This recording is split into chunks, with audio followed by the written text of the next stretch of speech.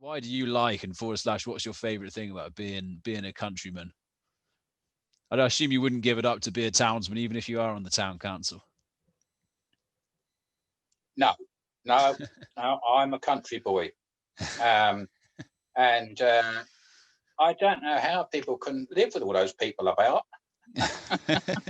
I mean, I was born in Crowborough. I mean, the last census showed that Crowborough was 21,000 people, but it wasn't anywhere as big as that when I was born, or my late father when he was long before that.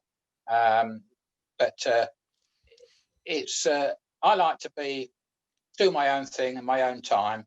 I mean, from where I'm sitting here, there's a pair of cottages over the road. There's nothing else and one right next door to me. There's nothing else for half a mile. And from here, I can see our county town of Lewis, which is 30 miles away, 15 miles away. Sorry, it's 30 miles round trip. And I can see all the South Downs from here. And, I wouldn't want town dwelling. I would feel out of place. I wouldn't want me to go and shout in the garden, would I? What do you need to shout in the garden for? Well, let off steam, don't you? No, but years ago when I was first left college, they used to say about my voice, when I called the cows on the farm I was on, the cows on the next farm started running. But no, it's I like to be amongst stuff that's living, hedges, fields, grass, weeds, trees. It's just, I don't know. I'm just sort of, I wouldn't want anything else really. I mean, if you go in, I go to my daughter's house in neighbouring town, you sort of, oh dear, you're so crammed in. I'm the same as well. My grandchildren come here and they go out in the field, go out in the woods. It's they enjoy it.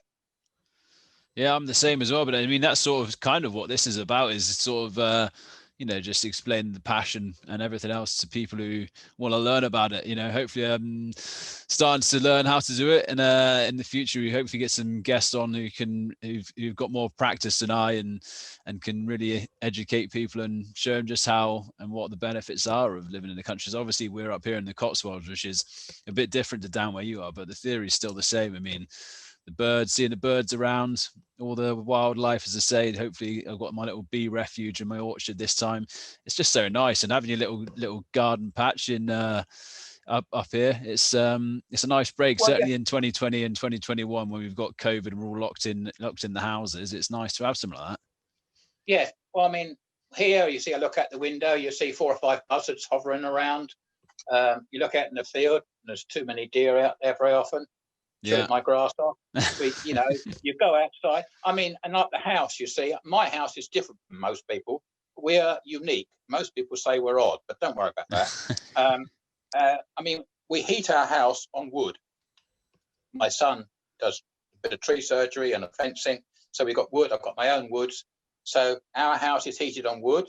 So I go out, I cut the wood, I split it, I bring it home, put it on the fire. We've got underfloor heating, which is very efficient. We've got solar energy, so we get a lot of this. We're in a very good place for solar. Almost, I thought, the best you can have for angle wise and no obstructions. And so we make a lot of electricity. And our dirty water, we're not on drainage, and we go into a reed bed, which is what the monks used to use. Which is all the dirty water goes into a funny pond, which is full of gravel, and in it are these big tall reeds, and the reeds purify the water. And it's 40 yards long. And if you look at it in the summer, you see the further away the reeds are from the where it goes in, the lower they are. So it just shows that the reeds are taking all the goodness out of, well, all the nutrients out of the dirty water. And years ago, 2007, they put a water mains through here, a balancing mains, and they had to look for a greater crested newts, and they were determined to find him. And where they found them was actually in a little pond in my woods, where all my dirty water was going through into after it'd been through the reed bed. And that's where they found the greater crested newts. So it's got to be pretty good. The canary trick, that the reed bed was purifying my water, because otherwise those greater crested, which are listed animals, they would never have been there if it hadn't been working. So we're very self-contained, and you know, you think that we're in control of most things here, apart from the weather. And but you know, it's what we enjoy.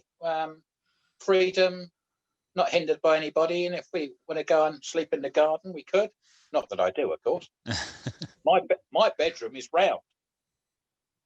You know, round walls. Can't stand in the corner if you're a naughty boy. It's just a shame that not everyone can have it, isn't it? I mean, it's the sort of life that everyone would be fantastic. I think in other countries as well, it's more normal, but then there's more space. Whereas down here, we're lucky to be out here and where we are. So hopefully we can give as much as we can to other people. We see the occasional person come by on the footpath, and we see cars going down the road. Otherwise, we don't see anybody. You know. Yeah. But perfect. I reckon that can wrap it up. I'm just I know next week we're going to be looking at trying to go to either a horse stud where they're foaling at the minute, or a lambing shed, which hopefully will be open. We couldn't organise it this week, so hopefully we're going to be able to be open with the filming again, so we don't have to be on Zoom. But I'll hopefully get some videos of, if we meet up at some point in the future as well, of us and the house and everything else, and we can come even see this reed bed. But yeah, cheers for having a chat, and hope to see you soon. Good to chat to you. Yeah, all right.